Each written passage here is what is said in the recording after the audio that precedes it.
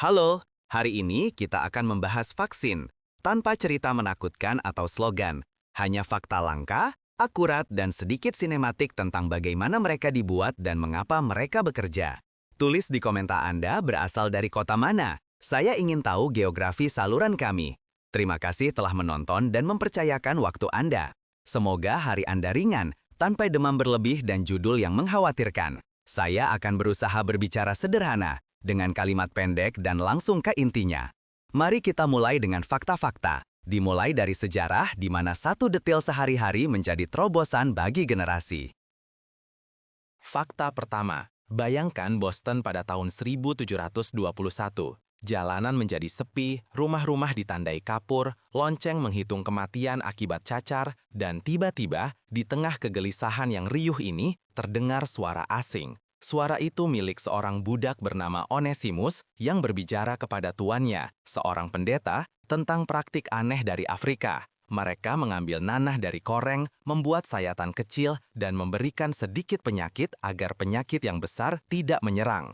Ini bukan sihir, melainkan variolasi, pelatihan kekebalan awal, berisiko, tetapi di tengah kematian 30% akibat cacar alami, tampaknya menjadi sebuah kesempatan. Dr. Zabdiel Boylston, meskipun mendapat kemarahan warga dan ancaman, memutuskan untuk memperkenalkan bahan tersebut kepada 2 orang, putranya sendiri dan 2 budak, lalu kepada ratusan orang lainnya. Menurut laporannya, dari 287 orang yang diinokulasi, 6 meninggal. Sementara di antara mereka yang tertular penyakit secara alami, kira-kira 1 dari 7 nyawa melayang. Aritmetika ini tidak menghilangkan rasa takut, tetapi menunjukkan skala baru. Alih-alih rolet Rusia, risiko yang terkendali. Puluhan tahun kemudian, Edward Jenner akan mengamati bahwa para pemerah susu hampir tidak terkena cacar dan akan mengusulkan vaksinasi dengan cacar sapi. Lebih aman dan lebih bersih, dunia akan mendengar kata vaksin untuk pertama kalinya dari bahasa Latin vacca, sapi, dan mulai membangun rantai dingin, jurnal pengamatan, protokol.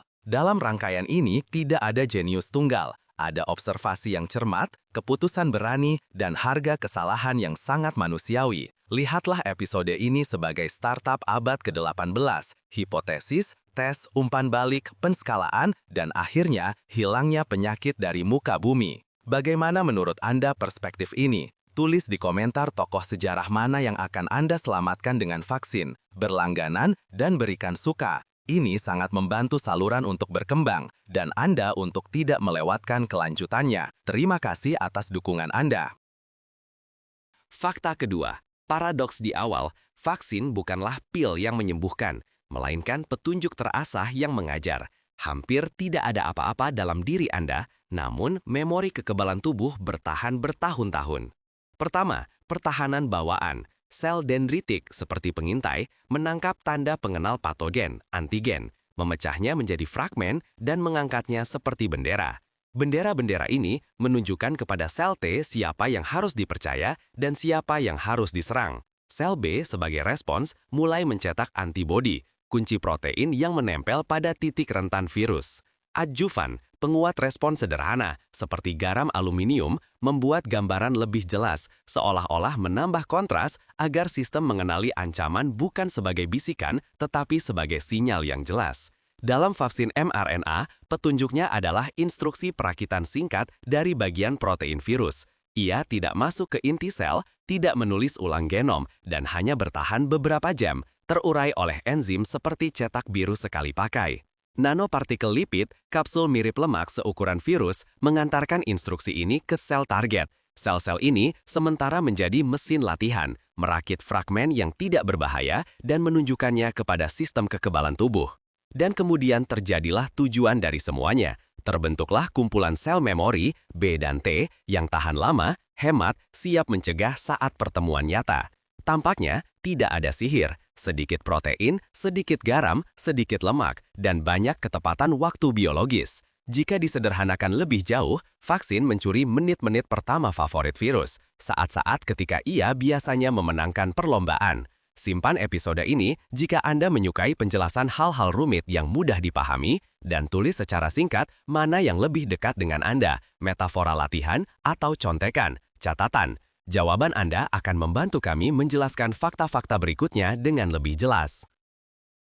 Fakta ketiga, satu pabrik yang cacat membuat seluruh negeri harus belajar kembali tentang keamanan. Pada musim semi tahun 1955, insiden Qatar di AS memungkinkan virus hidup masuk ke dalam batch vaksin polio yang tidak aktif. Menurut perkiraan sejarawan kedokteran, puluhan ribu orang terinfeksi, sekitar 200 anak menderita kelumpuhan, dan bahkan ada kematian. Harga yang mengerikan untuk ketergesaan dan kontrol yang lemah. Namun, justru bencana inilah yang melahirkan apa yang hari ini kita anggap biasa. Protokol kualitas bertingkat, pemeriksaan independen, dan produksi serial hanya setelah persetujuan setiap batch, ketika laboratorium eksternal mengkonfirmasi keamanannya. Selanjutnya, pelajaran lain. Dalam kampanye melawan flu babi tahun 1976, ketergesaan dan politik berbenturan dengan sains. Kaitan dengan sindrom Guillain-Barré dibahas selama bertahun-tahun. Risikonya dinilai sangat jarang, sekitar 1 kasus per 100.000 hingga 1 juta. Dan diskusi ini dimasukkan ke dalam sistem pharmacovigilance di masa mendatang. Dan pada tahun 1980, WHO secara resmi akan menyatakan pemberantasan cacar, yang akan membalikan logika kebiasaan. Vaksin terbaik adalah yang tidak perlu lagi disuntikan karena virusnya sudah tidak ada. Pada tahun 1974, program imunisasi yang diperluas dimulai. 6 infeksi dasar, rantai dingin, logistik, dan daftar periksa. Pada awal 1990-an, cakupan vaksinasi dasar di dunia meningkat menjadi sekitar 80%, menyelamatkan jutaan nyawa. Sejarah vaksin bukanlah garis lurus kemajuan, melainkan serangkaian perubahan arah yang menyakitkan. Setelah itu, aturan main berubah. Apa pendapat Anda? Pelajaran masa lalu mana yang menurut Anda paling penting? Lebih lambat tetapi lebih andal, atau keberanian saat ada bahaya? Tulis secara singkat di komentar. Menarik untuk mengetahui bagaimana Anda merasakan keseimbangan antara risiko dan manfaat. Fakta keempat. Bagian termahal dari vaksin bukanlah ampul, melainkan suhu dingin. Sebagian besar preparat membutuhkan suhu +2 hingga +8 derajat Celcius, 36 hingga 46 Fahrenheit. Dan koridor suhu ini membentang dari pabrik hingga ke lengan pasien. Varian ultra dingin, seperti vaksin mRNA awal, membutuhkan freezer bersuhu -70 derajat Celcius, sekitar -94 Fahrenheit, es kering, dan ruta di mana setiap jam berarti. Di Afrika, kotak portable dengan elemen perubahan fase disesuaikan untuk mereka. Dan di desa-desa terpencil, lemari es bertenaga surya 100 hingga 200 watt. Agar perawat tidak menebak-nebak apakah botol tersebut tahan panas, labelnya dilengkapi indikator VVM, termokronometer kecil. Semakin gelap lingkarannya, semakin besar beban panasnya. Dan ada aturan sederhana. Jika lingkaran dalam lebih gelap dari latar belakang, buang. Ada juga mode CTC. Misalnya, Menafrivac diizinkan untuk sementara disimpan hingga 40 derajat Celcius, hingga 4 hari. Ini memungkinkan pengiriman ke komunitas nomaden tanpa lemari es. Dalam penggunaan sehari-hari, vaksin juga merupakan alat sekali pakai. Jarum suntik otomatis yang merusak piston setelah injeksi pertama, wadah pembuangan 5 liter, menampung sekitar 100 jarum.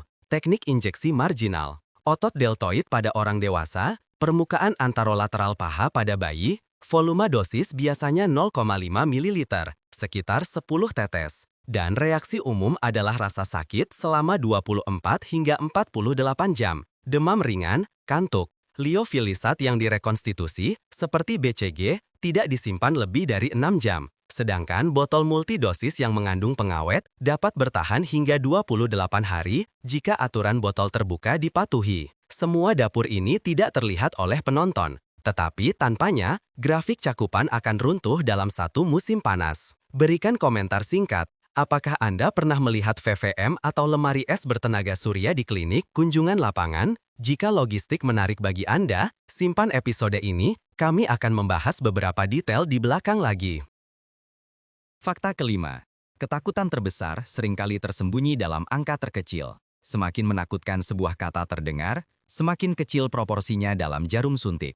Mitos. Jadwal vaksinasi modern membebani sistem kekebalan anak. Fakta. Beban. Gabungan antigen dalam vaksinasi saat ini lebih kecil daripada 40 tahun lalu. Saat itu, komponen pertusi sel utuh membawa ribuan fragmen protein. Hari ini, antigen murni dan konjugat adalah puluhan. Tubuh setiap hari dihadapkan pada kumpulan sinyal mikroba dari udara dan makanan 100 kali lebih besar, dan vaksinasi dalam konteks ini adalah pertandingan latihan, bukan maraton. Mitos, vaksin mengandung merkuri. Fakta, pengawet timerosal adalah etil merkuri. Ia lebih cepat dikeluarkan dan telah dihilangkan dari botol dosis tunggal anak bertahun-tahun yang lalu. Dalam preparat dosis ganda untuk orang dewasa, ia mungkin masih ditemukan, tetapi dalam dosis sekitar mikrogram, sepersejuta gram, jauh di bawah latar belakang makanan biasa. Mitos, formaldehida dan aluminium adalah racun. Fakta, jejak formaldehida dalam dosis adalah mikrogram, lebih sedikit daripada yang terus beredar dalam darah kita dan lebih sedikit daripada dalam pir biasa. Garam aluminium berfungsi sebagai megapiksel gambaran kekebalan dan diukur dalam 1/10 mg, 0,1 sampai 0,85 mg. Sementara dengan air dan makanan, seseorang mengonsumsi miligram setiap hari. Mitos, vaksin mRNA mengubah DNA. Fakta, RNA duta tidak masuk ke dalam inti. Ia hidup selama beberapa jam dan kemudian diterjemahkan oleh enzim menjadi nol. Kurirnya, partikel lipid, terurai menjadi blok bangunan mirip lemak yang dikenal oleh biokimia sel. Dan putaran terakhir, imunitas alami lebih baik. Benar jika tujuannya adalah kelengkapan, respons dengan mengorbankan risiko penyakit. Tetapi jika tujuannya adalah keamanan, pelatihan terkontrol menang, baik dalam frekuensi komplikasi maupun prediktabilitas. Tidak ada sihir di sini, hanya dosis, jangka waktu, mekanisme, dan statistik yang jarang menjadi berita utama. Jika format analisis yang tenang ini bermanfaat, bagikan edisi ini dengan orang yang menyukai fakta. Satu percakapan yang jernih terkadang mengubah lebih banyak daripada selusin postingan yang diperdebatkan. Fakta ke-6. Kecepatan rekor melawan masa rekor, dari publikasi genom virus baru hingga suntikan pertama, memakan waktu sekitar 11 bulan. Secepat itulah dunia meluncurkan vaksin mRNA pada tahun 2020-2021. Sebagai perbandingan, vaksin klasik gondongan Maurice Hilleman membutuhkan waktu sekitar 4 tahun pada tahun 1960-an, dan banyak proyek sebelumnya membentang selama puluhan tahun. Kutub rekor lainnya adalah skala. Pada hari-hari kampanye nasional melawan polio di India, tim vaksinasi mengunjungi ratusan ribu tempat, mengimunisasi sekitar 170 hingga 180 juta anak di bawah 5 tahun dalam satu akhir pekan, hingga 2-3 juta sukarelawan dan tenaga medis bekerja, dari stasiun besar hingga perahu di penyeberangan sungai. Ada rekor dingin. Rantai dingin ultra rendah hingga minus 70 derajat Celcius, Joker Tenon Farfit, dibangun dari pabrik Eropa dan Amerika ke pos-pos pedesaan di daerah tropis, dengan es kering, pencatat suhu, dan jendela bongkar muat dalam hitungan menit. Dan ada rekor hemat. Dalam kondisi kelangkaan, terbukti fraksionasi dosis. Misalnya, untuk demam kuning, 1/5 dosis standar, 0,1 ml, bukan 0,5 ml, memberikan respons kekebalan yang cukup selama kampanye massal. Dalam vaksin polio yang tidak aktif digunakan, 0,1 ml intradermal untuk meregangkan persediaan dan mempertahankan perlindungan. Miniaturisasi juga menyangkut isi. Dosis mRNA puluhan mikrogram, misalnya 30-100 mikrogram, dan subunit protein miligram per 10. Namun, efeknya adalah bertahun-tahun memori dan ribuan rawat inap yang dicegah per juta pemberian. Bahkan logistik mencetak rekornya. Drone mengantarkan vaksin melintasi Selat Oseania hingga puluhan kilometer, dan di Himalaya, termokontainer diangkat ke ketinggian di atas 3.000 meter. Kisah-kisah seperti itu bukan tentang laporan kemenangan, tetapi tentang batas koordinasi manusia, rekayasa, dan kepercayaan. Rekor mana yang paling mengejutkan Anda? Kecepatan, skala, atau dingin? Tulis satu kata di komentar. Akan menarik untuk melihat apa yang secara pribadi menarik perhatian Anda. Fakta ke-7.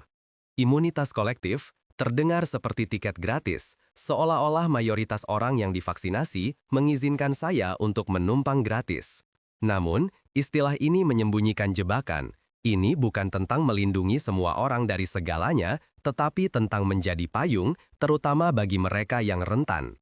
Ini termasuk mereka yang memiliki kontraindikasi terhadap vaksinasi, kanker, defisiensi kekebalan tubuh yang parah, alergi langka, dan bayi yang usianya belum cukup.